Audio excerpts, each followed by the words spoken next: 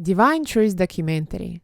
Jesus, Mary, and others provide information to people or organizations that produce documentaries. In this video, Jenny Heibloem is interviewed by Thomas Lita after a seminar held by Jesus and Mary on the 11th of August 2013 in Melbourne, Queensland, Australia. So, I noticed that certain things in the talk resonated with you and you got emotional. Why was that? I've had a fairly traumatic background in that when I was 3 I was kidnapped.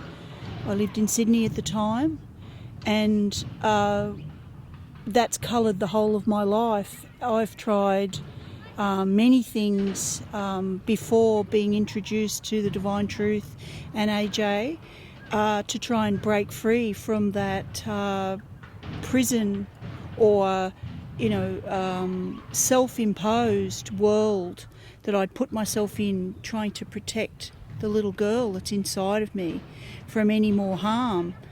And trying to do it in a worldly sense wasn't very successful. My brother introduced me to AJ, and so I've kind of been on board since the very first talk that he had at my brother's house at Heibloem, and tried the experiment with the Divine Truths and put them into place in my life to try and heal the emotions. And from that I've discovered that God really exists and that he does really love me, and I've started to develop a relationship with God. And so the Divine Truth teachings have been of incredible importance and life-changing for me.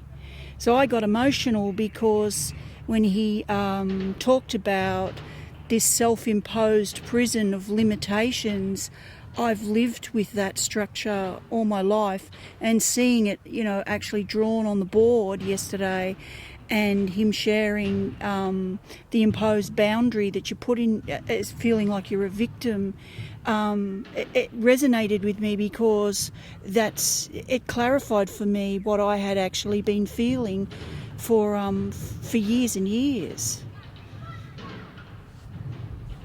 So, where do you think you'd be if you weren't studying the Divine Truth? Well, I wouldn't call it studying it. I would say that I would be in the same place I was before I was actually exposed to the Divine Truth. So 5 years ago, I was a single parent with trying to raise 2 boys by myself. I was pretty reclusive. I didn't have a partnership. I had 2 unsuccessful marriages, and I didn't see much of a future. I am fairly well educated, but I didn't find much success in the world at all. And in the last 5 years, I feel like I've grown in ways that I couldn't possibly have grown had the Divine Truth not come into my life.